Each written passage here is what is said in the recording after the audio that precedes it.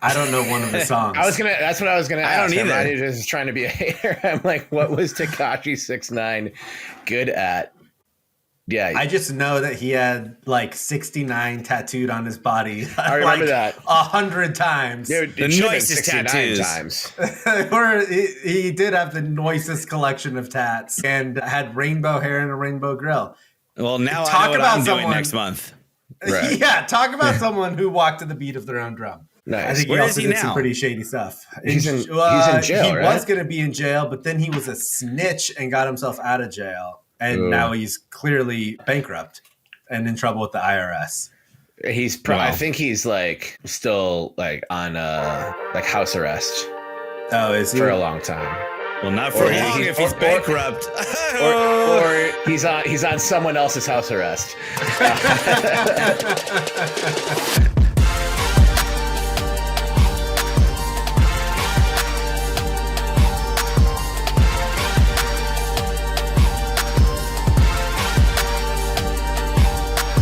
But I think his plea deal was like, but it's like even like observed like witness protection shit. Because he snitched on a lot of people. Like that dude's not just going back to the Bronx or wherever he's from. Yeah. Who did he snitch on? Now I need to know. It's like not people you wouldn't worry it's not coming after famous you. people. It was just like all like every drug dealer.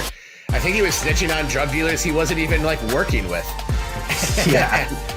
And the cops were like, slow down, we got enough here. But anyway, then he dropped the link, or someone. If you want to buy bedazzled rainbow jewelry with gradient Jeffrey Dahmer glasses, the Tekashi 6ix9ine auction, that should get you there.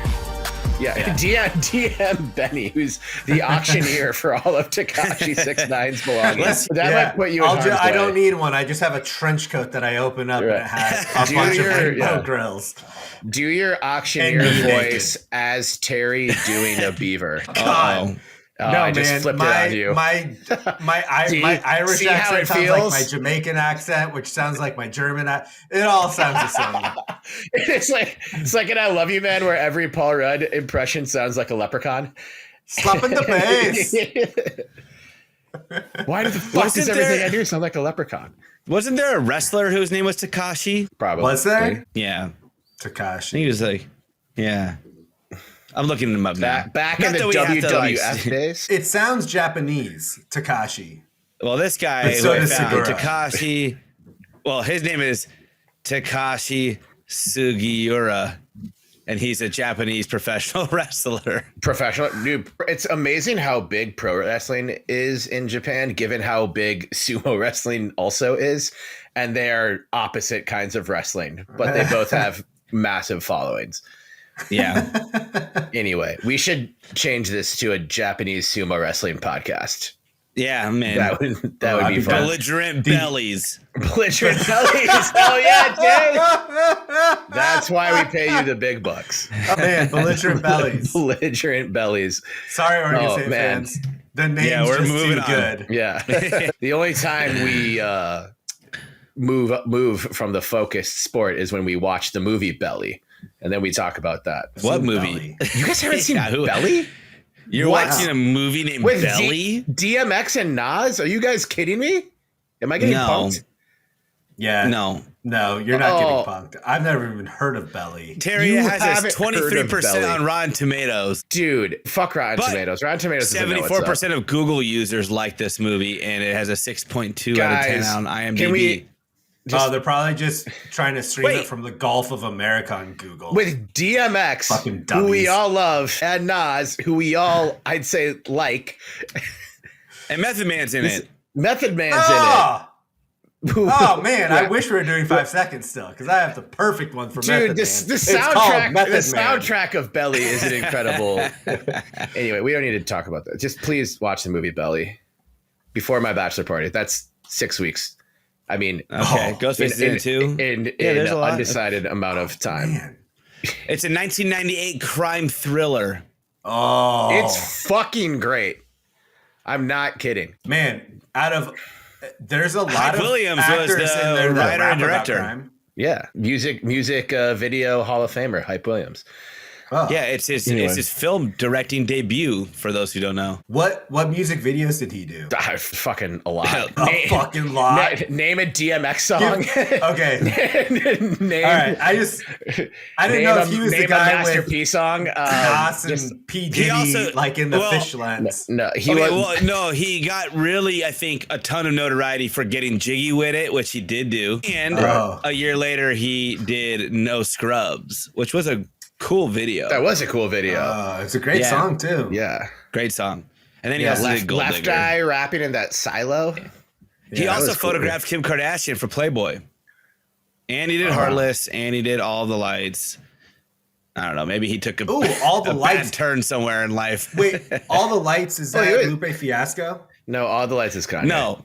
Yeah. Flashing Lights is Lupe. Flashing. Yeah. Flashing Lights is also Kanye. No, Flashing Lights is Lupe. Flashing lights. This is the whitest hip hop discussion. No. Flashing Lights is Lupe Fiasco. Flashing Lights is it's Kanye. Who the hell is Lupe Fiasco? I mean, what song does he do about lights? He has one about lights. Two guys who haven't seen Belly and one guy who can't name a Lupe Fiasco song. It's just called Lights. All of our street Lupe cred Fiasco has a song called Light Work. Thinking of Benny, Jesus. Yeah. Anyways, You're thinking of the days when people would rip MP3s from YouTube or other sources, and then they wouldn't have an accurate name, and so you would either just go with whatever name it came with, or you would just name it yourself. Christmas, whole library. Christmas Lights by Lupe Fiasco, and it's Flashing Lights by Kanye. So when I met my wife, her whole entire iTunes library was all ripped music from YouTube that she learned to download the MP3 of, but it didn't save. It didn't save the name or the artist, so she would just guess, and they were like random 90% numbers and shit. wrong. Before I crashed my parents' computer with Limewire, that was like my whole high school iTunes. It was just all like you would try to I remember Nas specifically. I remember it because I tried to download One Mic, his song, one time, and it downloaded it 13 times, all with different titles with different letter capitalization, and some with an artist given, some with no artist, some with just a bunch of numbers. It was a real crapshoot. Kids today don't know. Changing all the different seed or uploaders. Exactly. They got different versions of what you thought was the same file. Yeah, and a lot of viruses for Nas's not best song. Oh, I'm sure it was for Nas's not best song. Dude, for those who don't know though, too. LimeWire, Kazaa, there was other ones, but they were peer, literally direct peer to peer. Well, that was a local network peer to peer. But somebody had to be online and connected with that file you were looking for, so you could download it. But if you downloaded it directly from that one person, bandwidth was so constrained that it would take days if it was one person you were downloading from. Right. Not on DC++ because it was a local network. That was different. But because it was the internet. So that you had to have hundreds of seed uploaders so you can get little bits of data from all of them, and they would come more quickly, and then you would have the file in 8 minutes instead of 18 hours. Is that why you would have parts of the song that would just be that excruciating sound? Yeah, it probably didn't get the right data, or somebody was screwing with you. I think someone was screwing with me. Yeah. I used to do that. I uploaded with my buddy Dan. We were freshmen in high school. We uploaded, Cry Me a River. You uploaded Justin Timberlake? You uploaded your own rap and named it at Tupac's greatest hits? No. we just threw background vocals. They were making fun of Justin Timberlake, and it sounded like you had the echo and the reverb, and it had all this stuff, and it was making fun of him, talking about cry me a river, all this whatever, and then we would watch his Kazaa for days on end to see if it ever seeded to anybody else, and then one day it just took off. It we must have got caught in some web of this is a legit file, and it was people were downloading our version left and right, or at least parts of our version. So somebody out there, when you get those DJ but you used to get like those DJ shouts like the beginning of downloaded songs. Oh yeah, we need to get that back. That was an unintended cool part of that whole process.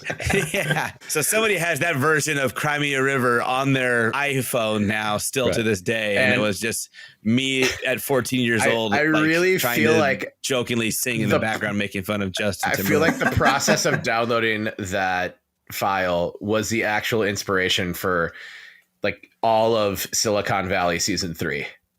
That's like the whole plot of the climax of that series was like good them developing software. I keep wanting to still watch that, and we are in a rut still. I'm still watching Deal Island. Oh man. I do hop on the Silicon Valley train. Maybe even just like start season 2, episode 1, because like I've seen season 1 like a lot. Yeah, right. The whole thing's fun, but with every show, they're finding their legs in season 1. The end of Silicon Valley, while it got a little crazy, I think they did land the plane quite well, and especially the jokes are especially timely. I think it's aged pretty great in an era where not everything is aging great. You should just ask ChatGPT to ask you 20 questions to determine what your next most bingeable show that you're going to watch is. That is a fair offer. Live tweet it. There's also a lot of really, really, really good shows out there right now. I feel there are a lot. Yeah, also, we're in a golden age of shows. You always feel like there's nothing or there's too many. Yeah, I agree. I've tried to get into Severance. I can't do it. Wait, it's Benny, weird. have you watched Shogun? Oh, I think I watched Shogun. to. I got tired of it. It got a little slow, and I'm not a subtitle. It's a little. guy. You need the subtitles are also like crucial to the plot because like the part of it is there's one Englishman who if needs to not understand what's happening around him, like that's a major plot point. But also just because of how much you love Japanese culture and your wife actually being Japanese, I think you guys would enjoy it together. It's also just a triumph of like it's pretty cool. Episode. It moves a little bit slow, but if you can handle the subtitles, you're good. Yeah, I watched the first episode. It was good. I just never got around to watching the second The end is fantastic. If you watch it in English, though, at least we did for a little bit and realized like, wait, we're supposed to watch this in subtitles. It was much better in subtitles, but that's also makes it more difficult to watch. Right. You need to be like conscious the whole time. Like you can't can't fall asleep. You can't second screen it. And that's what's hard with TV. You can't second screen. You can't fall asleep. You can't get up to go get a snack. Is that what they call it? Second screen? When you're on your phone, but you're on your phone or your computer. Yeah. Yeah, well, you guys are living in 2020. I'm third screening. I got my phone, my iPad, and a TV. And my dick. My God. Fourth screen. Oh, man. Right. Okay. Sometimes I'll have my phone, I'll have my TV, my phone, and my Switch. And that's when I feel real crazy. But I'm like, yo, are you going to get a Switch 2 when it comes out? When does it come out? I don't know. They haven't said, but they maybe acknowledged it exists. I think the Switch is like a perfect video game purchase because you can just do so much with it. And they did. Here's the one thing I love about the Switch 2 announcement is, well, they didn't really confirm, but they showed it, is the controllers don't slide down. They magnetically attach just like straight into the side. Sure. Okay. And then you just pull them out. And I'm like, yeah. What if you like play too hard though and accidentally pull them out? Well, I think you have to release it. It's like an electrical current magnetism. So you have to like press a button to actually still release them. Okay. Perfect. But the number of Joy-Con rails that I've ruined for my kids is intense. Oh, and a new Mario Kart's coming with it. Oh, hell yeah. Presumably, because the preview Mario Kart had a Mario Kart that did not have carts or levels that are in any current Mario Kart at the preview. It was like a quick glimpse. Nice. And here's the best part. I don't know how much you guys did this. Benny, you weren't like a Nintendo kid, but supposedly the new Joy-Cons, they go sideways, right? Like with the flat end when you take them apart. Mm-hmm. And it has like an optical sensor, like a mouse of like a computer mouse. Like the little laser that sticks at the bottom of the computer mouse. You know, the evolution of the computer mouse ball that rolled around and collected dust and dog hair. This is the laser version. But people are speculating that it is to bring back Mario Paint, which was where I feel like I got my first love of music producing, because you could go in there and put all the Mario sounds and make a beat. With the way you painted. There could be cool beats. I remember Mario Paint. Well, that's why I love the Switch, because it keeps those old games alive in a really well-preserved way while also giving you access to play current games and things that come out. Like I would normally, when I first got the Switch, I was just bouncing back between the newest Zelda game and Mario Kart 64, because that was my favorite Nintendo 64 game, and Star Fox 64. Fucking love Star Fox. But you guys still won't play me GoldenEye because you'll online. All right, I will set aside a time to learn to play GoldenEye online. I just thought we'll that have a LAN party or bachelor party. Yeah. We'll just we're going to Vegas because it clearly has the best. A Lancer party. Yeah. Wait, we could just sit at all different Buffalo machines. Not really like, pulling it every once in a while, playing GoldenEye, really just playing GoldenEye against each other. Local, drinking remotely. White Russians and puffing out of the magic marker. Fuck yeah. Tell me there's a better place than that, and I will tell you you're a liar. Yep, you're wrong. Yeah. You're wrong. Never. You're wrong. Well, this is episode 172 of the Belligerent Peace podcast, the only place that is possibly better than that place that we just described. Thank you for bearing with us and joining us, listener. This is the type of intro we do when we all agree to have this be a shorter episode because we're tired. So we'll see how long this ends up being. I think we can be pretty efficient from here. I think we can. We've got some news to hit, and we've got some discussion points and some shout outs to give. First, though, we can do a very, very quick beer segment. I'll start. And I had a Super Bowl party this weekend. I think it's the first time I've ever actually. Oh, and a happy birthday! Hosted. Thank you. Oh, I forget. That was 2 days ago. So you both wished me a happy birthday on my actual birthday. But if we want to make this forgot on this episode. Yes, we did not forget your actual the Terry's 13th, 25th birthday episode. Thank you so much. No, how old am I? I'm 37. Dude, it's your like mid to late 30s. You forget how old you are. I forget. You just always think you're a year older. I'm telling you. Right. I agree. What happens. I feel like I've been 38 or 39 for the last like 5 years. Well, that's why I bought a jersey with the number 37 on it so I could remember. And the coolest number 37 jersey in the history of sports is clearly the Nick Van Exel Cable Car Warriors jersey. Yeah. So I have my own Golden State Warriors jersey now, and I wore it during the Super Bowl because the Super Bowl was on my birthday, repping Nick Van Exel. Maybe I'll bring it to Vegas so Benny, you and I can we could both roll into the club wearing Van Exel jerseys on our sunburnt Irish bodies and the coolest late 30s guys in Vegas. But what is nice about the coolest guys, the coolest guys overall, no qualifier, just the coolest guys in Vegas. Yeah. And we'll get you a Nick Van Exel jersey. I'm surprised you don't have a Warriors. No. Well, you guys both can't have Warriors. Terry, give yours to JP. I want a really ugly Nuggets jersey. I could probably really ugly navy blue and like play for the Blazers. It's true. I'll wear he did play for the Warriors. Jersey. I don't think I can wear. I could wear a Van Exel Nuggets jersey. That's one of the few I could wear. Dikembe, Van Exel, and Antonio McDyess Nuggets jerseys. No one else. Antonio McDyess. I used to love. He was like the best player on the Nuggets for a while when they were bad. So bad.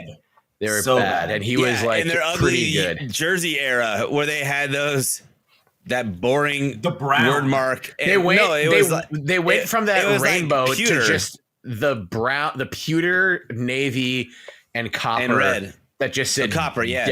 Denver or Nuggets. Nuggets. It just said Nuggets. I don't think they even had Denver. They pulled off the then biggest upset in NBA playoffs history in those jerseys. Oh yeah, they were an 8 seed and they beat the Sonics, the best Sonics team. That Sonics team had a better record and was better at just about everything than the 96 Sonics. That they got swept by the Bulls, right? They lost in 6. In 6. Damn. Right. Because they were about to get swept. They're down 3-0. Then Gary Payton, our boy. George Karl didn't put Payton on Jordan for the first 3 games of the series. And then Gary Payton stormed his office and said, "Fuck you, George. I'm guarding MJ every play." Why wouldn't you put the defensive player of the year on Michael Jordan? I'm not sure, but that's not what we're here to talk about. What I was going to say is when you host a Super Bowl party, a lot of great shit gets left at your house. And working at a brewery now, it's hard to like have variety on the show where I get just free beer all the time. But I'm venturing from the workplace to bring a Bell's Two-Hearted IPA to the table. With the orange bordered can. I've probably had it on the show before. I'm rocking it in my big face Benny I don't recall. koozie. Yeah, Two-Hearted. It's a very, very good IPA. Is it a double IPA? They have one, but this is a single IPA. I don't know why it's called two. It's called Two-Hearted just because it causes double the heart damage, which is how you know it's good. For the fucking radio? That'd be a great 5 seconds. I played that song for the Mini Bebe the other day on the way to school. Great song. It is a great song. He doesn't flinch anymore. It's good. He's become acclimated and doesn't say them. Winning parenting. There you go. There you go. All right. Well, that waiting parent, JP, what do you have for this 172nd beer segment? You kind of teed this one up. So people leaving things at your house after a Super Bowl party, and super secret bowl producer Iskender brought this Block 15.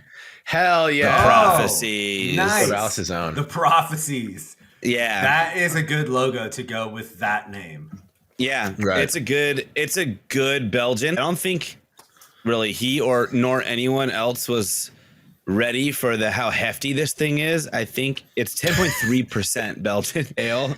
That reminds me of a lot of my beer drinking experience in your basement, JP. Yeah. Get home from the bars and we're all drunk and tired, and I get the blueberry muffin 12% from Great Notion. Doesn't taste like it's 12%. Just have one more beer, buddy.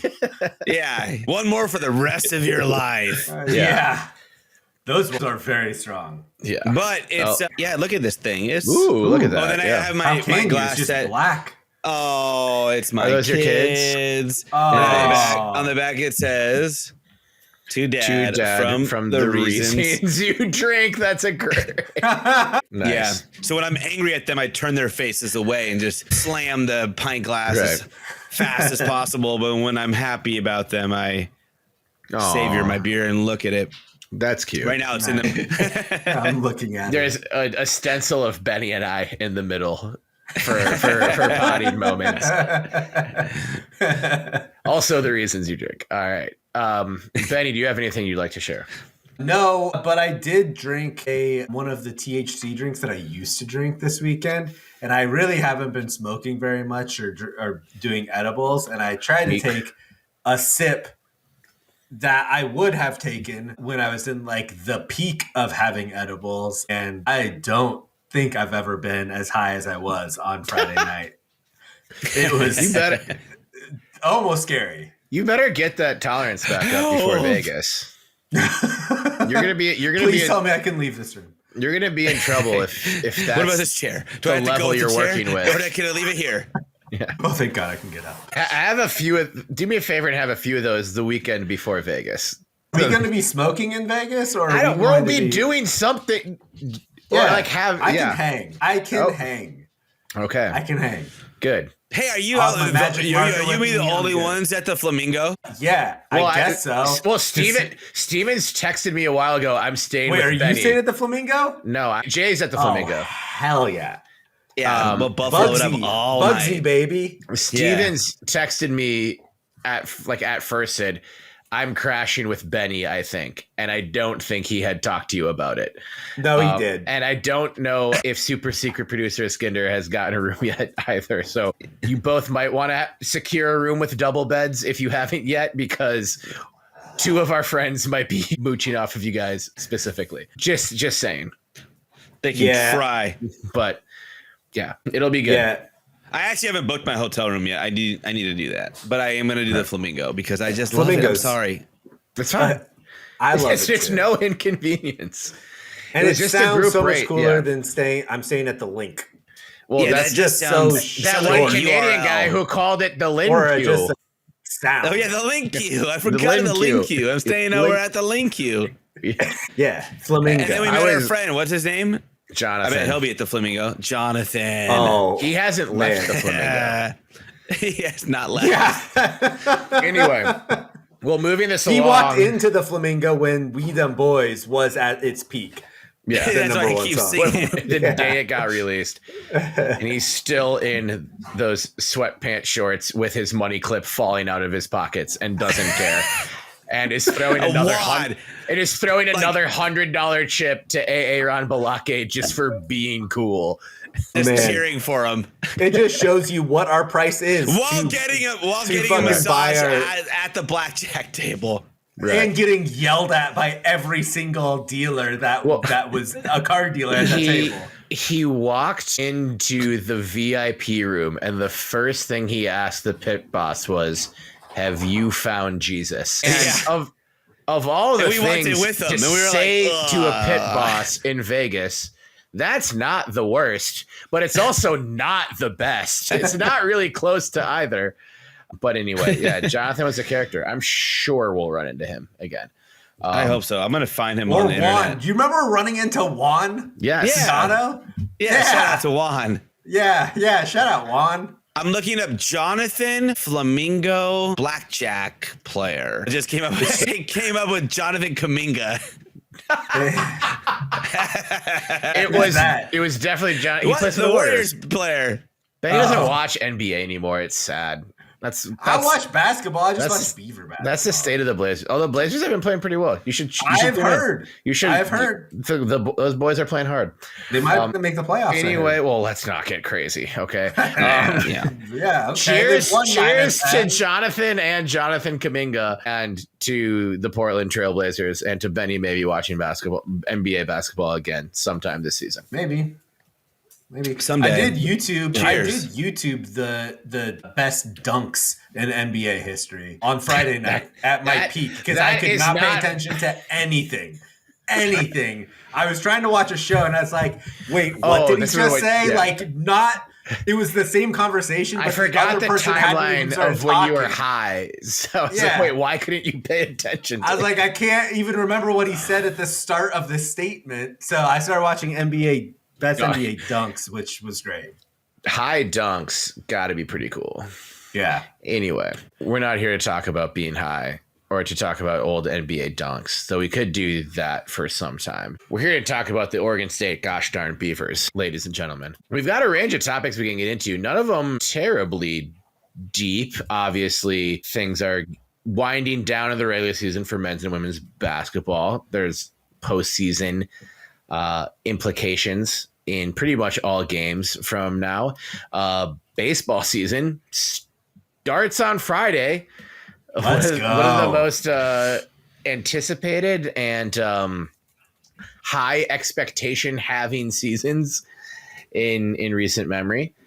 And then we got some football news with coaching staff additions and subtractions. Also, Tristan Tia, our highest rated recruit of this cycle, makes it official, which is great. And we've got some more shout outs to give. But there's some other more all-encompassing news that I think we can start on first, that I think the fan base probably has some feelings about or questions about. Us first? So you don't have to do it at the end. And I'm going to introduce the gentleman I've been talking to for 32 minutes first. Thank you, assistant to super secret producer Iskander, Benjamin Lawrence Sebastian. Yeah, you forgot to put that one on mute. For pointing that out. At Benny L 1986 on all social media channels. What's up, Benny?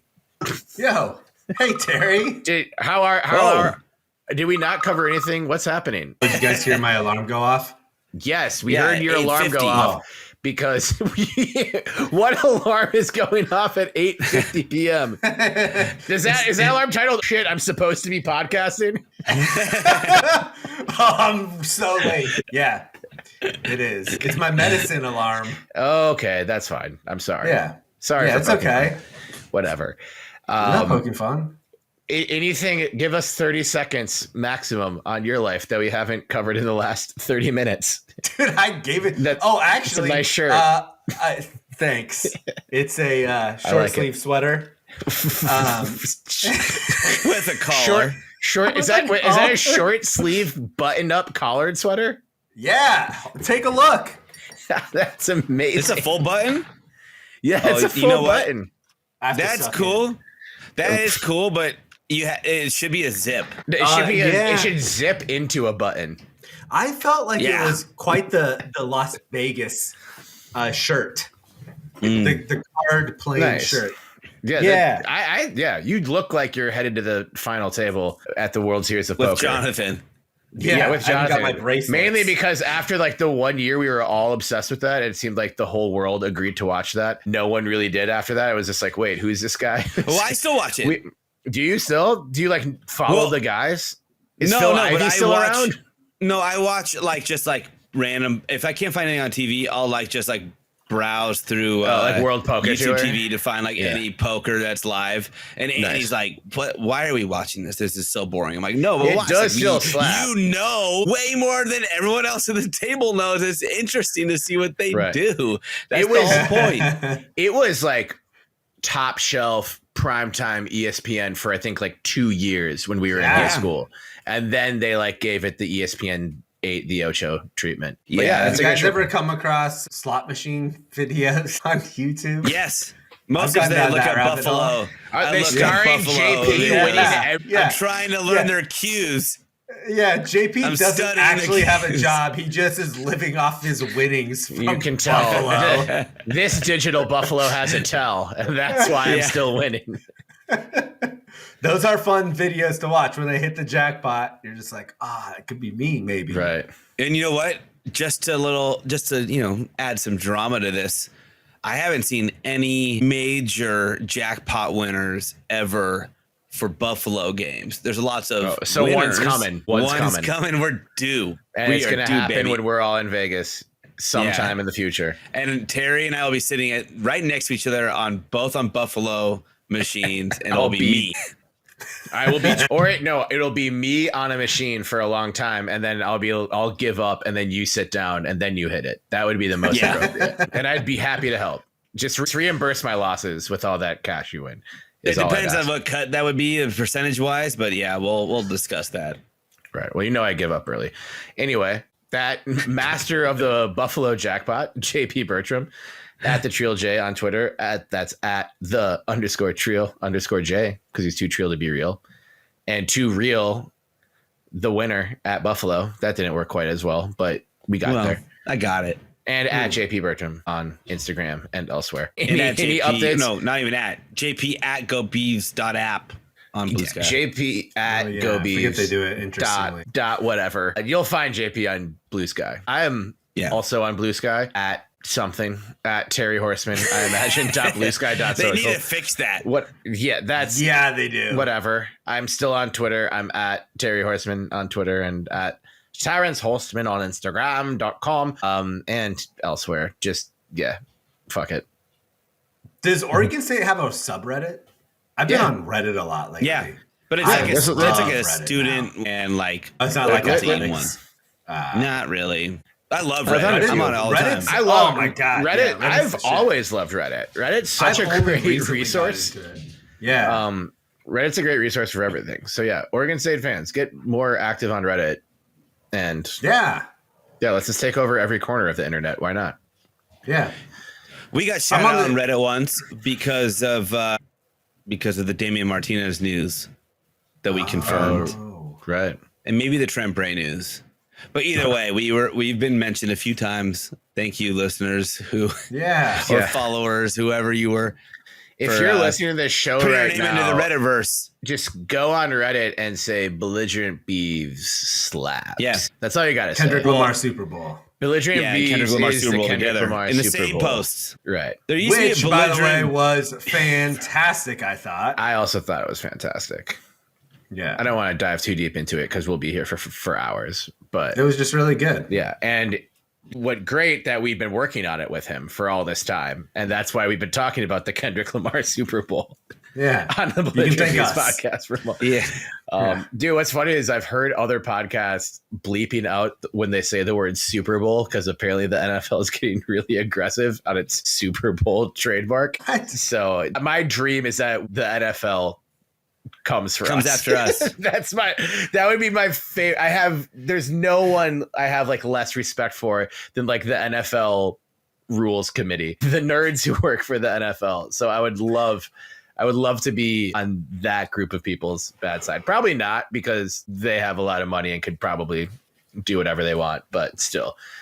That's my dream. You can piss off anyone in the world. It's that section of the NFL's Park Avenue office. Anyway, we mentioned Trent Bray. So, JP, I was going to ask what you wanted to start with, but I feel like we can go into this recent article published by the Oregonian and OregonLive.com by our pal Nick Daschel, where Scott Barnes had a lot of interesting quotes, spoke at length about a number of things. Expressed being open-minded to a number of approaches. Scott's not really taking heat for this, but I think the most interesting part of it is he acknowledged saying he wants his head coach to be a total CEO and total overseer of everything while allowing position coaches to do their more hands-on work, which runs a little bit counter to this development that Trent Bray is now also the defensive coordinator again and will be on the sideline with the defense. They have made some additions to the staff to help Bray in this regard. I don't really think there's anything in that should be alarming. I think Barnes made kind of a blanket statement about what the head coaching role in college football is. And Bray still is that, but there's also a lot of ways that you can approach that. So I don't think this shows any kind of weaknesses or unpreparedness on Barnes's part. I think this is kind of, you need to remain fluid. And JP, you called this out most, is when you make Trent Bray the head coach, you're kind of removing him at least a little bit from what he does best, which was being in the trenches and on the sideline with the defense, where we saw that improvement from the defense the second he took over the DC position a few years ago. So I think this is kind of a way to zig a little bit when you thought you were going to zag. More additions have been made to the coaching staff recently. We'll get into those. We did lose Kefense Hinson, which will hurt. Congrats to him, though. By the way, he's going to be the passing game coordinator for the Tampa Bay Buccaneers. That's the good kind of exit. But yeah, I guess just, JP, we'll start with you. I know you read this when it came out and have some thoughts on it, just kind of reading between the lines or the tea leaves. What did you take away from this article? Yeah, I think there's two things that Trent Bray does naturally and very, very well, which is the reason for his ascension through the coaching ranks. He galvanizes his players and he can really motivate anybody to step up for a moment. What I felt like when he became our head coach was in a vacuum, that is the right choice, the best choice, maybe one of our only good choices that we would have had in our hand at that moment. And we came out of that about as good as I think you could have possibly fathomed, because I do think that Trent Bray is an incredible coach. I think we all said one way or another or directly, what's going to be interesting to see is how he handles that position of being a head coach, because he is young and fairly inexperienced. And this is a major college football program. And you don't just step into it because you're a charismatic football mind, it doesn't work that way in major college athletics. So I had been calling for him to return to the defensive coordinator, at least running defense in that capacity. I anticipated that was going to happen. I'm glad that it did happen. I think that this is, like you were saying, Terry, a bit of a zag in a way of not as a reflection of Bray, but a reflection of where the program is at, not the players, but the entire hierarchy of the program, where they can't let their DC phenom move up without things having issues in the trickle down. So he's going back. Scott Barnes said, Trent's our guy, our head coach. He'll dictate the vision, the path forward for a program. And I agree that bringing in people who have more experience, that it could be a mentor that could take the load off of Bray is the move that they needed to make, especially as we backfilled the coordinator position with Bray. But it does feel like it's almost an admission that maybe he or the program or the school bit off more than they could chew, which isn't a knock, but it is interesting because we'll see if it pays off, I guess, because will there be confusion amongst players, recruits, whoever, of who is really leading the program?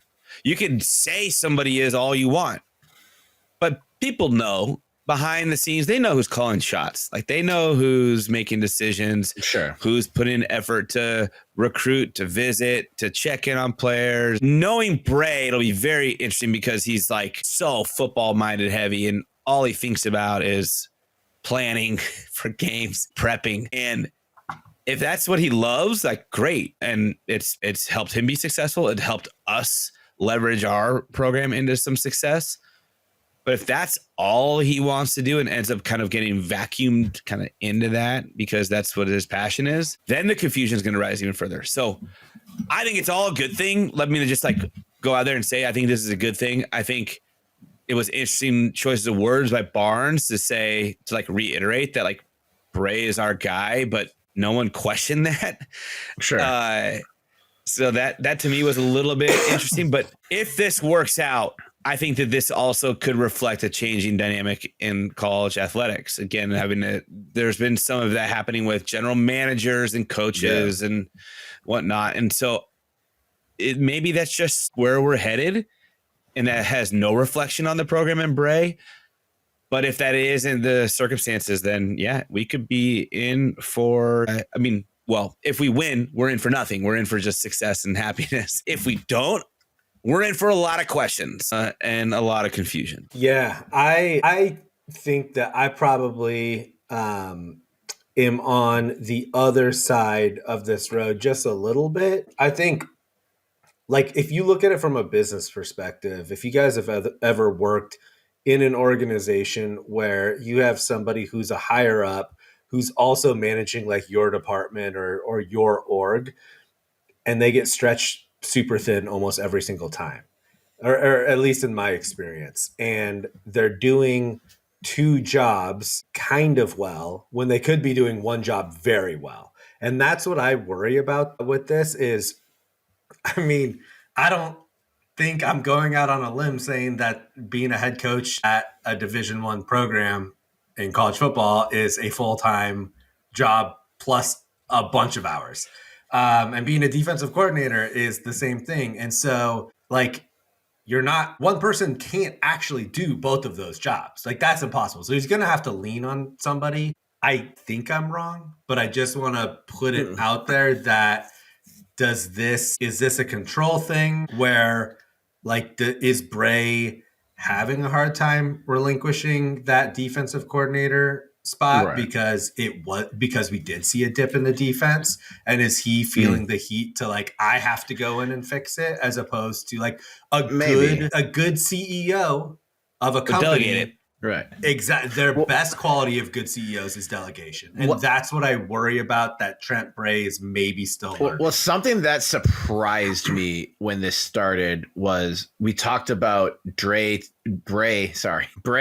taking over the defensive play calling. Both. Breaking news, they've both been added to the coaching staff somehow. Doctor resuscitated Mac, and now they're coming to Corvallis and getting shit done. Bray, people were like, we need Bray to take over defensive play calling again. And the defense wasn't performing. And I don't think it was just play calling, to be clear. It also got ravaged with injuries in the front seven. So when Hayward stepped down, but this started the conversations of him stepping in started right. But also, you can take over play calling without fully being the defensive coordinator. Like that happens. It's more clear on the offensive side of the ball. But my thought was they'd promote from within, and there'd be a defensive coordinator, but Bray would still be the one calling sets on game day. Like that wouldn't even be unusual. by a lot of standards. Yeah, it is unusual. He's not the only one in college football who is the defensive coordinator and head coach, but that was kind of what I was prepared for. Was Bray is going to be the defensive play caller, and someone will be promoted or appointed defensive coordinator who wouldn't be a big name, but someone that would work within Bray's system. And then it was just like, oh no, he's also the defensive coordinator too. And that feels like a lot. But it also, there is a chance that is a different like terminology thing, where in the NFL, often this happens where head coaches will get criticized for not calling the plays. Again, that normally happens on offense. Or criticized for calling them, Kyle Shanahan. And criticized for calling them. Like, and it goes back to it's like, and then there'll be like a stud offensive coordinator in waiting. They're like, give him the play calling duties. Whoever is currently calling the plays is the one whose fault it is usually how it goes, of course. So like but head coaches can absorb the fault. Yeah, exactly. Yeah. So I do think, and this was a thing we talked about before last season, is Bray has been a knockout, fantastic defensive coordinator. Now he has to be a CEO. Like all three of us use that same language that Barnes used in this recent piece as well. And I do think another part of it, though, is that, and JP, you spoke to this a little bit, that I think expectations probably should have been adjusted prior to last season, which was hard because we're going into this new era coming off of a season in which we at one point were ranked in the top 10 in the country, which is just difficult for a fan base to tackle. So I don't know. And I mean, Rob Akey, who they're bringing in to be like the assistant to the regional manager, has a ton of defensive coaching experience. He's coached a lot of great defenses. Danny Langsdorf, who we know well, is an offensive quality control coach. I think he'll be a good piece for Gundy to work with. If they bring in another person to replace Coach Key, and Akey also worked with Papa Craig. Yeah. At Wazoo. So he's familiar with Bray's bloodlines and has spent a lot of time coaching in the Northwest, which I think is important. And he's also coached all over. He's coached in the NFL, and he's coached in a bunch of different collegiate programs. And I don't think. But again, is he the guy behind the scenes? Is he like the Wizard of Oz? I don't think so, because head coach. If you brought in a big name for that position, then it makes it more complicated. Because sure, but is that what we could get? That's maybe what we could get, but also he could be. They could have great fluidity together, and we'll only figure that out. Do you pose the same question if there's some equilibrium of their involvement in your recruitment process? That's the part where I wonder how they're managing that, because they could go south. Players being re-recruited, high school players, JC players, whatever, being recruited. I do think my surface level reading of this is Bray has more bandwidth for recruiting now than he did 2 months ago or a month ago or like whatever before this change was made. What is the loss? What are we losing Bray doing? Right. That's a great question. CEO duties that the jury was still out on. I think this puts Bray more in the things he excelled at as a DC, while he is but what CEO the leader, overseeing the entire operation as a head coach. If you have Bray on the recruiting trail, what message does that send to players, recruits, whoever?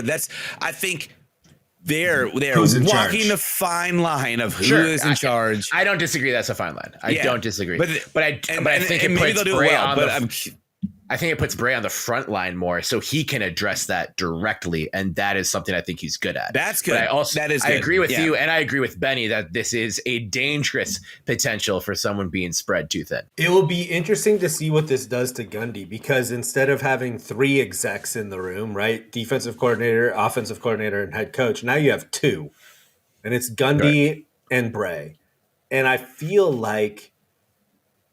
Unless I'm the biggest Gundy fan. Right, true. I'm the biggest Gundy fan out there, I feel like, or one of them. But I don't necessarily know if he's deserving of that yet. I think he will be. But it is putting a lot of trust in Gundy. Once he throws the ball to tight ends a few times in the first game, you'll be like, okay, now he's deserving of it. Yeah, once Malik Murphy bombs a 75 to Riley Williams, it's like, okay, that's 3 straight first downs by the tight ends. Put Gundy might as well just make Gundy the head coach now. Just put him as GM. Yeah, put him as GM. Yeah, I don't know. It's I mean, one thing's clear, like college football is changing, and what do they say? History favors the bold. So if you like, I think you have to take risks like this in order to succeed. I don't necessarily know what the like long-term plan is with this, but if this is something that Bray is passionate about, he's clearly seeing something that maybe we're not. So it'll be interesting to see how this transpires through the season. Can I segue this? Because you just teed me up, Benny. Okay. Yeah. I was gonna, speaking of risk, Barnes in the same article did acknowledge, and I thought this was an interesting little bit that did not get enough coverage.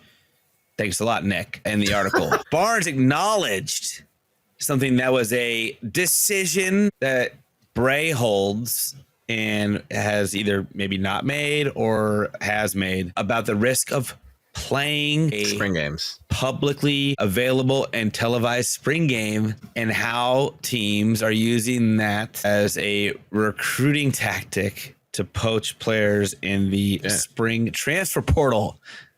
The NCAA draft That's combine. Stupid. I mean, I get it. they're like one of the first to voice their concern about it and saying, we're exploring options. Benny, before you say why you think it's stupid, I'm just going to say I think it's stupid that there is a spring transfer portal that opens immediately after these games are played. Like, I think there are many ways to do things, and there's been several fascinating conversations about spring games, and this current transfer portal is a very, very new thing. I think our freshman year, we could have talked about like, whoa, let's try and make this. What's the point of this spring game that's happening right now? 06-07, and there wasn't a transfer portal back then. But I think the risk is real. But Benny, I'm interested to hear your thoughts on it. Yeah, well, so real quick first regarding the spring transfer portal. We've talked about this before where you have to allow kids to transfer because it's school over sports, but which is fine. But also to clarify, they don't even need to transfer anymore. Yeah, right. Did you guys saw that precedent, right? Did we talk about this 2 weeks ago?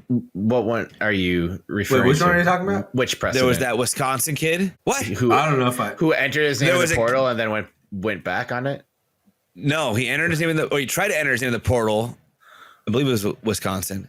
The school told him no, because you have NIL obligations that are yet to be fulfilled. And he just told them, fuck you. I am withdrawing from the university.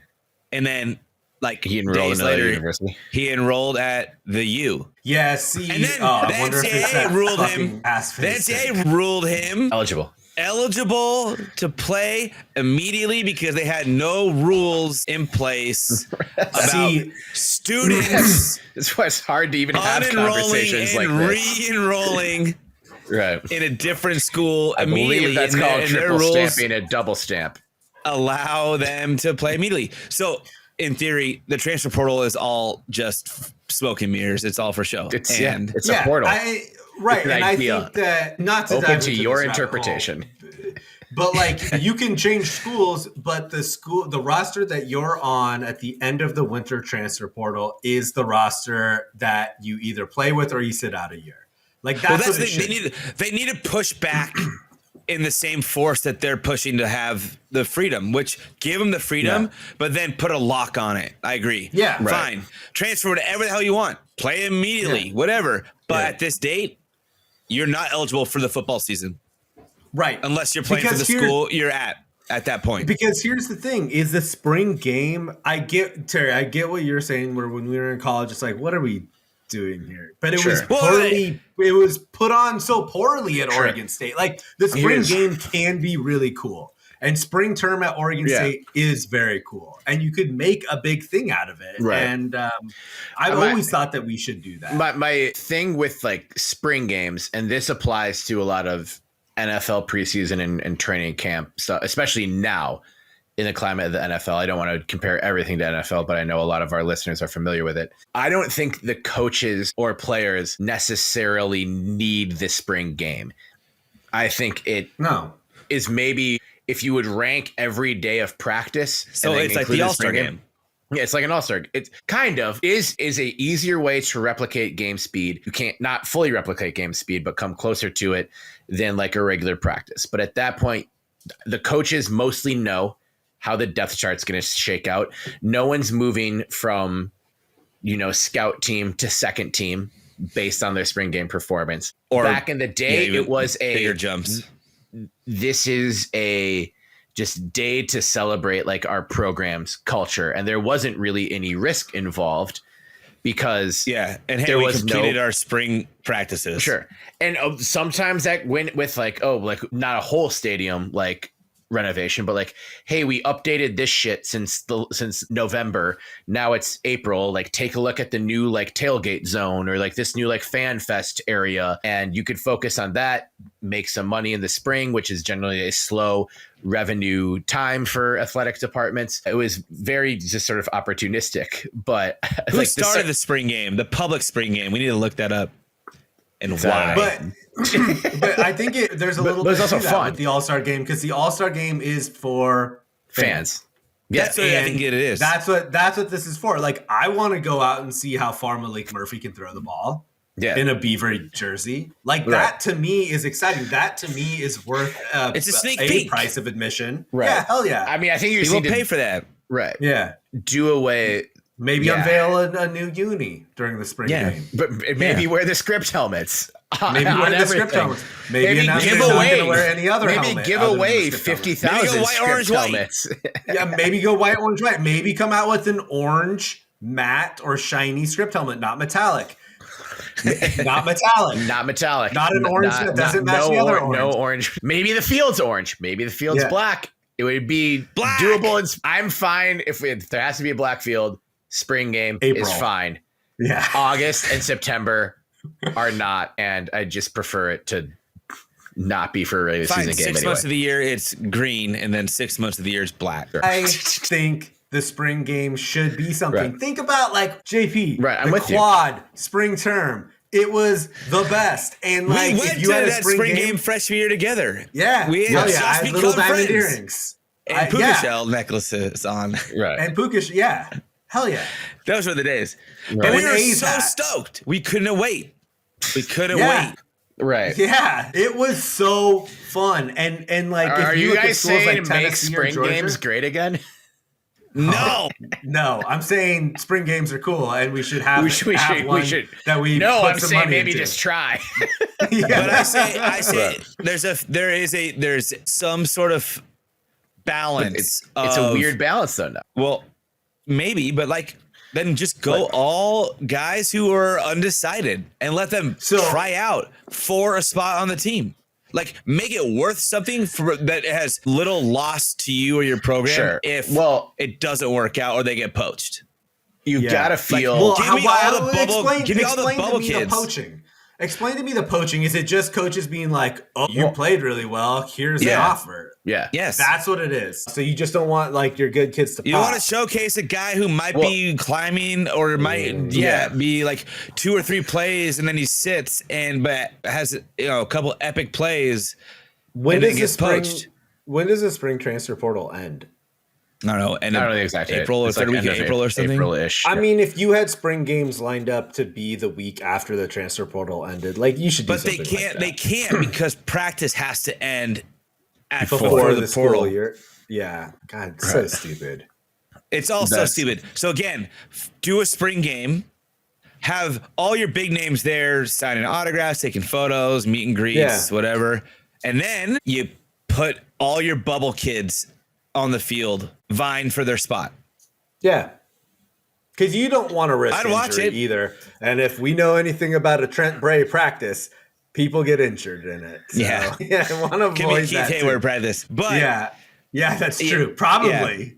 It was all defense. Yeah. I would pay equal amounts of money or maybe more, knowing there was a ton on the line in the spring game for some of these kids. Yeah. Right. And there was very little to lose. Right. If they showed out, because they weren't anticipated, the coaches weren't anticipating them being in the picture on the depth chart. You don't want to lose the bubble guys either, though. Why? Because for at that development, point, they already know who's who. Sure, but they might not have the invitation from, like, say, a smaller program. I think that's the ultimate fear, is not that someone's going to pop and then they're going to say, fuck you, Oregon State, we're going to Oregon. It's hey, I'm the number 4 RB. Maybe I'd be really good here in 2 years, but now I'm going to go to Idaho and get 20 carries a game. Yeah. And get 20 grand, whatever. Or something. I told you, NIL is leveling the playing field. It is. It is. And I don't know if we've talked about this. Again, don't need to jump into this, but there is a donor or a group of donors at Oregon State, like some shadow donors that I think really stepped up to the plate.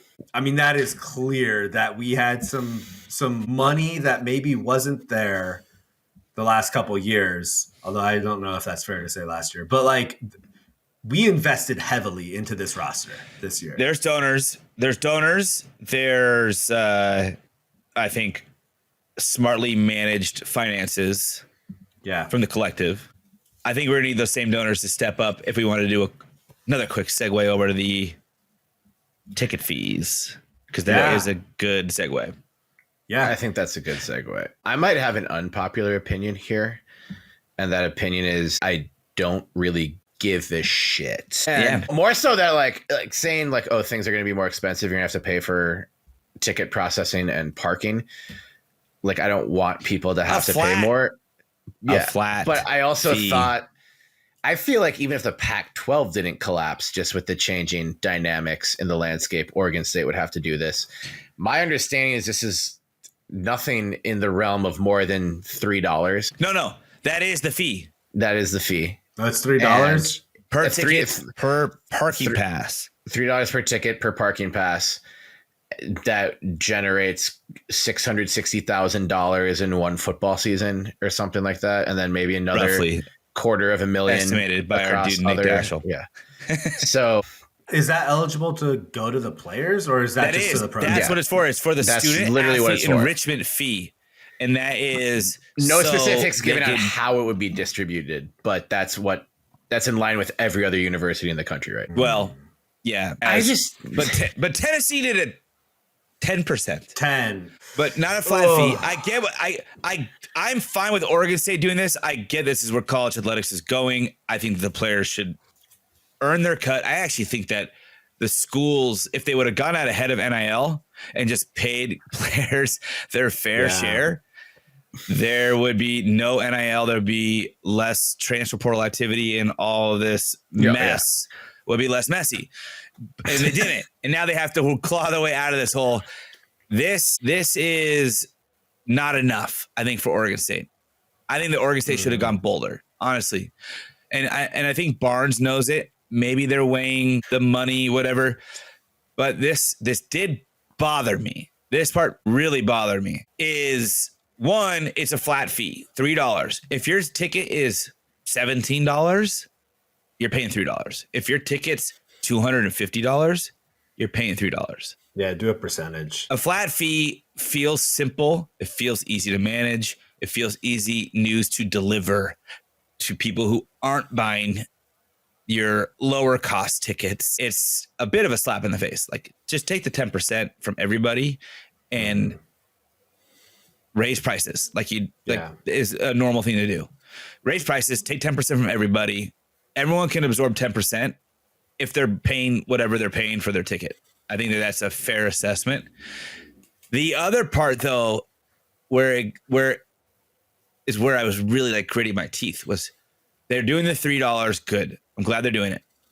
Pay the players. I wish you did it, dynamically. But then Barnes straight up says that, we're doing this to pay the players, or to prepare to play the players, pay the players, but we aren't going to reach the cap of what we can pay players. What is the cap? Well, what's the cap? $20.5 million a year. Clearly we're not going to hit the cap. He shares an estimate that very few schools are reaching that, and you can believe. But why walk however much and just follow, the line? This is like a changing dynamic of college athletics. Go out there and say, we are charging X% because it's going to put us at the cap. Yeah. We will see what happens, but if the fans love Oregon State athletics, they will help us do this. But they would be doubling ticket prices almost. Maybe, then, right? But that's where I thought, okay, yeah, if you're going to put all the onus on the fans or just, the ticket buying fans, then that's going to be a rough sell. But then he literally says that the final annual number will grow throughout the year based on, quote, our philanthropic efforts, our revenue generation in the market, meaning donors. So a donor is going to come in to save the day. Why can't that day just be now? Yeah. Or no, why can't you just promise, hey, fans, if you guys are wanting to donate and help the other fans. I mean, I hate passing on all this to fans. Or that there'd be some kind of guaranteed matching that would take place. Sure. That, but go set the bar up there. Don't admit, we're not coming close to that cap. And I get there's few schools that do, but that is the old college athletics model. Yeah. Those old schools that do have done that for 50 years. Yeah. Why would we not just say we're going to hit the cap one way or another? It may be by an X percent increase in ticket prices because we have to cover the fee. It might be because we have a donor in our back pocket. It might be because of our budgeting or marketing or exposure on TV or whatever. But we're going to hit the cap because as soon as you say that, you're in that playing field with every other recruit who goes, oh, that school's paying cap. They're paying absolute maximum to their players. I can go there. I think I get your point 100%. I think what he has to sort of balance this with is like, at what point are people going to stop coming to games? And you have to fill the stadium. But I hear you, and I'm on board with it. When Tennessee first announced it, I was like, fuck, it's just such a slippery slope here. Like now, like what does this do? Because if you're going up against Tennessee, who has 100,000 seat stadium, then they're just like, it's the rich becoming richer. Only distribute 20 million. Again. Yeah, but I think so. If you have 6 home games, so that would essentially seven. So that would essentially be 3 million that you'd need to bring in a game for 40,000 people. No, but this is across all sports. 20 million. Got it. Okay, it would be interesting to see what the attendance of. Yes, I mean, yeah. So again, he also doubled down saying we will be competitive. Good. I'm happy to hear that. And relevant against the schools that we've always recruited against. That's our goal. Yeah, that's good to hear. No, that's not good to hear. We should the not schools be that we've been recruiting against, like Oregon and Washington. Competitive and relevant against the schools we've been recruiting against. That's our goal. I would say, we're going to maintain recruiting or be competitive and relevant with the schools we've always been relevant with. And our goal is to exceed them on how much we're able to pay our players and use that as a recruiting advantage. Like, I feel like we're just like sitting on our laurels in a way. And this is like a new avenue that we could easily. Do you think it's a problem with messaging? I think that this is just old school thinking. I think it's old school thinking. It's interesting. This isn't. I think. Go for it, Benny. Sorry. I think, we heard from people within the athletic department that Oregon State has the tendency to think in sort of archaic ways. I think right now, and look, like Barnes has done an amazing job for Oregon State. Hands down, no argument there. But I do think that right now there is a door that is open for someone who is very, very willing and able to think outside the box. Yeah, I'm available at Oregon State. Honestly, like the type of person they need is someone that's they can't afford JP. And someone who's willing to think outside the box. I just think that we need to present ourselves as more bold, period. To say that we're going to continue to be competitive and relevant against the schools we've always recruited against, and that is the goal, that sets the bar really low when this is like a Wild West gold rush. I'm labeling yourself as a program that could pay the cap of what's allowed to be paid to players. I'm curious if this was a media availability or a press release that was sent out to select media. Not that that matters totally, but if this is a response to a question that was just sort of top of mind for Barnes, or like a matriculated, thought out sentence that people obsessed over in the offices of Gill for an extended period of time, that changes my interpretation of the words delivered. That's a good point. So, and I based on this, just this article, it reads more like it was a media availability, but I'm not sure. And that might be the case. I will agree with you on this real quick, just to say, yes, if it was just off the cuff comment, sure, there's a little bit more room for excuse. Right. Because he's not trying to be like too bold, but I would agree with you that there's room to be bolder. It's now. As we've said the last 2+ years. History favors the bold. And also, what the fuck are you going to lose? Yeah. Overpromise. Just tell the world you're going to hit the freaking cap. Like, even if you don't, no one's crunching the number. Right. Did they say we tried 20.5 million? Did they? Like, let me see all the figures. Let me calculate it up. Like, no one's doing that. Just say it and put your best effort in to do that. And if you say we're gonna just kind of go status quo. If you say our intent is to hit the cap, then you're covering your bases in a way that's like great. You're the wordsmith. That is how you do it. Our intent is also to hit the cap. subconsciously, like I guess consciously because I'm thinking about it, but I would pay more. You're right. If Scott Barnes came out and said our goal is to hit the cap, and that's we're gonna be one of 10 schools that's gonna hit the cap. We need you guys to do it. It will reflect in your ticket prices. Please show up. If it was 20%, I'd probably be like, okay.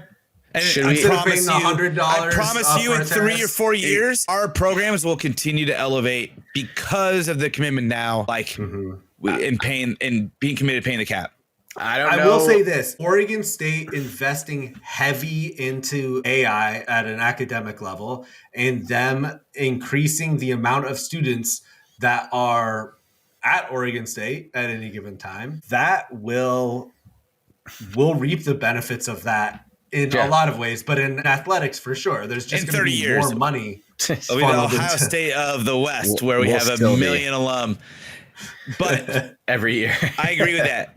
I do agree with that. You become bigger, have a bigger base, more odds to have donors, more odds to have support. Yeah. Investing in an industry that is blowing up right now and will continue to for a long time. Yeah, it'll attract a lot of people who will presumably end up wealthy if they're successful in this cutting edge industry. Yeah, sure. Yeah. What I don't know if hit the cap is the catchphrase to do this with, but we could develop a new addition to the closet full of bangers over at belligerentbeavs.com/merch. Where every 100% goes to helping Oregon State hit the cap. I don't know if a hit the cap shirt is the same as the we're not done yet, or where's the blemish, or Goss got him, or any other. The ceiling is the floor. The ceiling is the floor, bitch.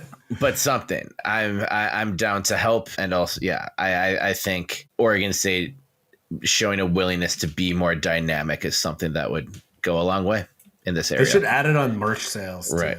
They should. I don't think they can for NIL though. That's the problem. It has certain to be things. It really depends. It has to be through athletic department funds. But isn't merch through athletic department? I'm not sure how that's divvied up. If it's NIL merch, then I don't believe so. I think that the Beaver Store is an independent operator. So it is? Yeah, it's independently or student owned theoretically, so it is not like an offshoot of the athletic department. Yeah, interesting. The athletic department, by the way, is adding a NIL business manager. I saw that.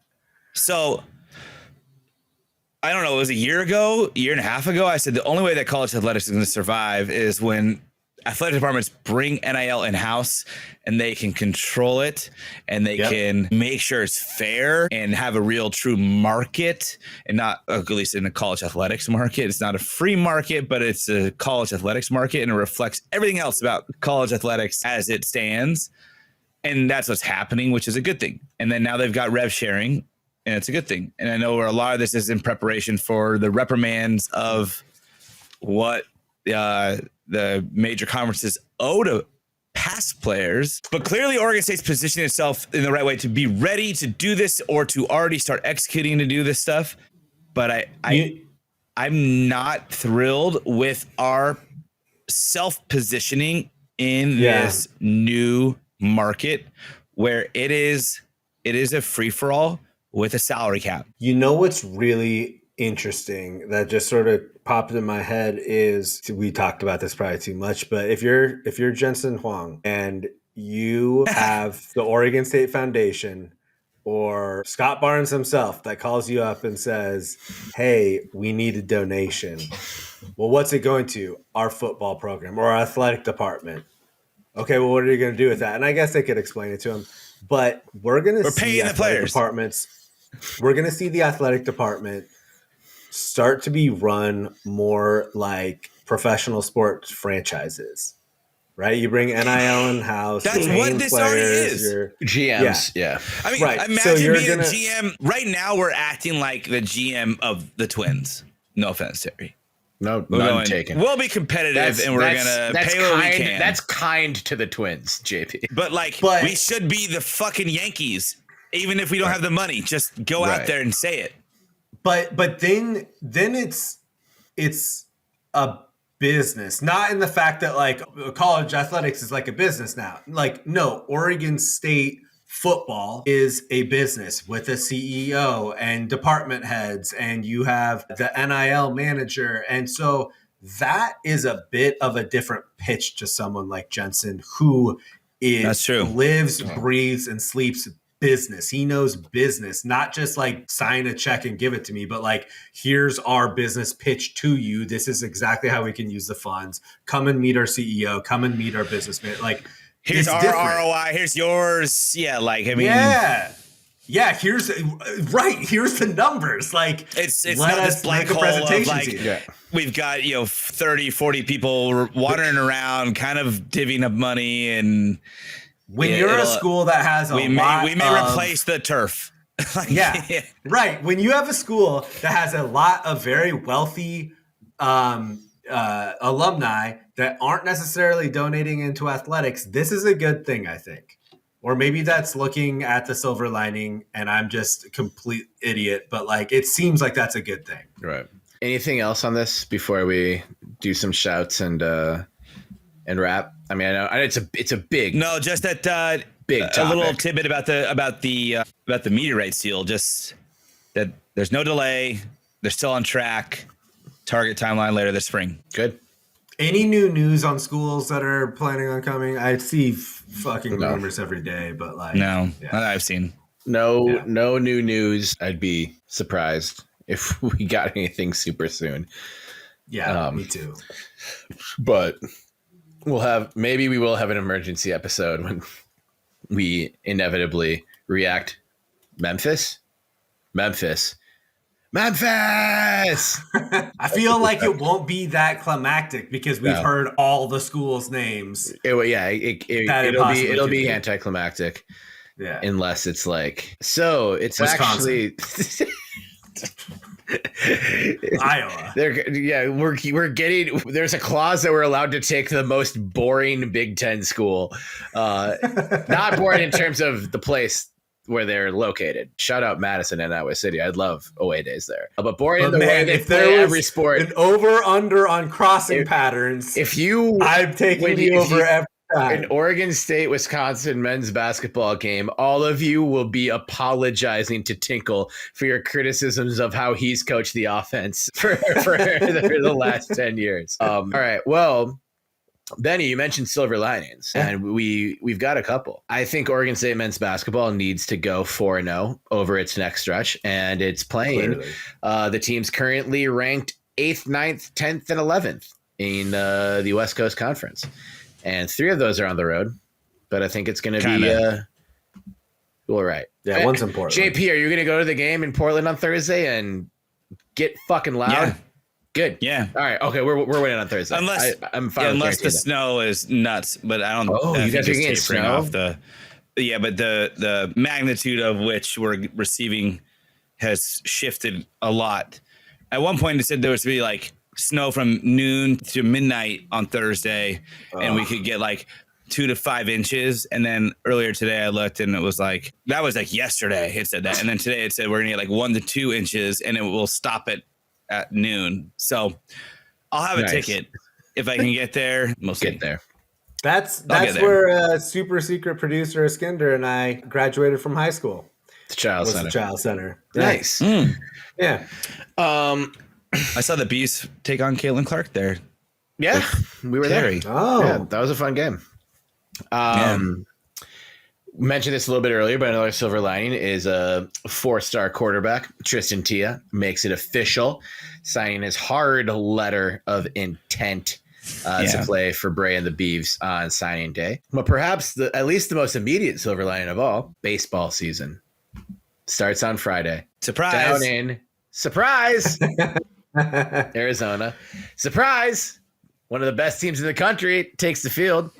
They will play Xavier, Indiana, UNLV, and Xavier again in the annual. There's surprise! 2 Xaviers? X. One's with an X, one's with a Z. That'd be dope. I mean, we'll get our first look at what I feel like is one of them. I think it's for sure the most anticipated season of the Canham era.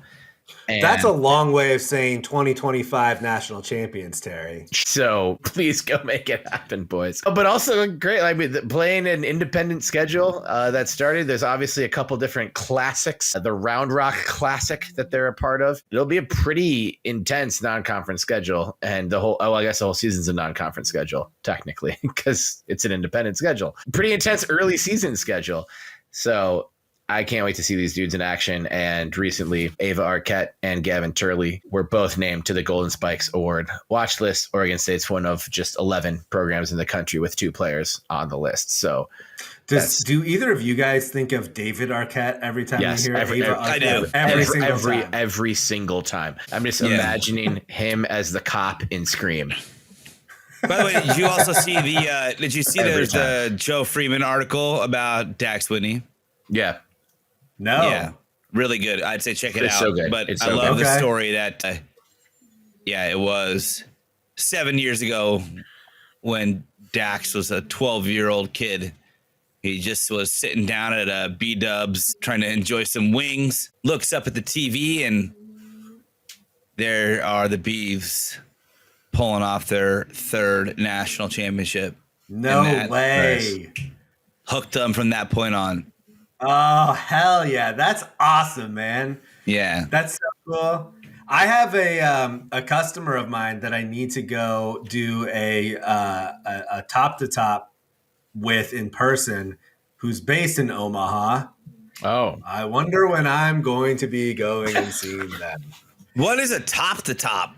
Like a state of... you drop that it's like a really YBR. It's like QBR, but an annual. We're going to do a little top-to-top action. The top. I was like, is that the new value meal at Buffalo Wild Wings? It's like a business review. You just get the bone of the wing. Right. Just the top. You have the top. You only just get cartilage. Fuck. Yes. The cartilage off. I hope it's Omaha this year, boys. I really do. It would be so fun. Dax. For the win. Dax Come on on Dax the pod. on Dax. Yeah. He will. I bet he will. Is that someone's stomach or a dog? That's Ben. Sorry. That's Enzo. my fucking dog. Yeah, that's Enzo. Hi, Enzo. Enzo. Snory, sleepy bitch. Is he really just snoring? Yeah. Do you cover him with a pillow at night? As I say, how do you sleep? I just get a new French bulldog every day. Does he smother him? Okay, Michael Vick. Does he sleep? Does he sleep in your guys' room? Yeah. Okay. Yeah. Oh, you're giving every listener who is snoring PTSD right now as they're I can feel that in my sleep. Oh my God, dude. I have to have the loudest white noise machine and earplugs. And I can still kind of hear it. You should White noise machines are like take a page out of my book and just hide quietly in a dark corner. And when he's asleep, smother him. Not that I don't do the smothering part, but I hide in a lot of dark corners for my kids while they're sleeping or about to sleep. Not while they're sleeping, while they're falling asleep. I feel like we really talked ourselves into some corners of trouble in the last 2 minutes. Yeah. So we should probably just end the show here. How's that sound? Well, hey, I saw we do have a shout for Cole Ruick. Oh, hell yeah. Cole Ruick. We got to shout out Cole Ruick, who became back-to-back Genis Invitational Collegiate Champion this weekend, which earns himself an invite to a PGA Tour event. He'll play at the PGA Tour's Barracuda Championship in July, which I will admit is a PGA Tour event I hadn't heard of, but it also sounds cooler than every other. Barracuda. I like so easily impressed. Barracuda. Also, our favorite non-Oregon State athlete, Cole Ruick. Do you guys have Apple Arcade? No. On your phones? I do. I can. Dude, remember I was playing that bridge game that your son loves to play so much. Oh yeah, you have to play their PGA Tour game. PGA Tour Pro Golf. There's nothing more relaxing than playing this game. Wow. I've played it every night for the last week. Is the commentator on it Jim Nantz? What'd you guys call it? 2 screen? Tiger Woods. Second screen. Oh, yeah. Wait, Tiger Woods is the Weiger Tuds. Where when you play against somebody in every stroke you are above par, you have to drink a sip of your drink plus one. And every stroke you are under par, you hand out a sip to somebody else playing with you. Oh, nice. I like that. But I don't really do that on this, but I should. But I don't really play with anybody except for people online, I guess. Back in our Told and Gee days. Yeah, Told and Gee and Weiger Tuds. Yeah, we were so clever. We moved the first letter of both words. Yeah. But that was on the Wii. But it was actually, it was out on the PS2 before it was the Wii. Then the Wii made it legit. But I'm telling you, that PGA Tour game is hella fun. Somebody listening is going to download it and tell me, yeah, I'm right. And I'm saying you just sit there and swipe back and tee off. It's great. Yeah. Is it like Angry Birds for adults? Well, Angry Birds kind of is for adults. It is Angry Birds, but golf. Like you pull back and you put it perfectly, and then you have to like adjust the spin and your aim, and then you can upgrade your clubs. I mean, it's good. And I'm catching Cole Ruick soon on the iOS game. We see you. Barracuda. Man, that's hard to say. That's not gonna catch on. But hey, let me be the first to say that Cole, the gold jacket's yours. Shooter's gonna choke. All right, we gotta get out of here. It's a Happy Gilmore joke. And that is enough. And that's enough for the 102nd episode of the Belligerent Beavs podcast. From all of us here at the Belligerent Beavs podcast, Benjamin, Lawrence, Sebastian Wehage, JP Bertram, and myself, Terry Horseman. Thank you so much, ever so much, for joining us on this episode of this show. We really appreciate you being here. If you have not done so already, please give us a 5-star review wherever you get your podcast. Like, subscribe, rate, and review, and follow us on all the shit, all of the apps. We're on everything from TikTok to Blue Sky to Instagram, Twitter, Facebook, MySpace, Friendster. We're still on Red Note, but we haven't posted. I don't know if we'll post on Red Note. We just got our spot. You know, we got to be safe. Gotta call your spot. Brand protection. Brand protections. These things change. Limewire. Download the show on Limewire from 30 different people at one time. The sound quality gets incredible. It's really a sight to behold, or to be heard. 3D sound. Yeah, exactly. It's crazy. It's like the first time you hear the Beatles. It's that good. BelligerentBeavs.com, BelligerentBeavs.com/merch. And please take a moment to share the show with a friend. It really helps us grow the show a lot. And we'll see you next time. And until that time, remember, no matter what they do, no matter what they say, no matter what they take away, you categorically cannot spell ChopEm without hope. So chop 'em. Chop 'em. Chop 'em. And Beavs back, baby. Let's hit that 20 mil mark.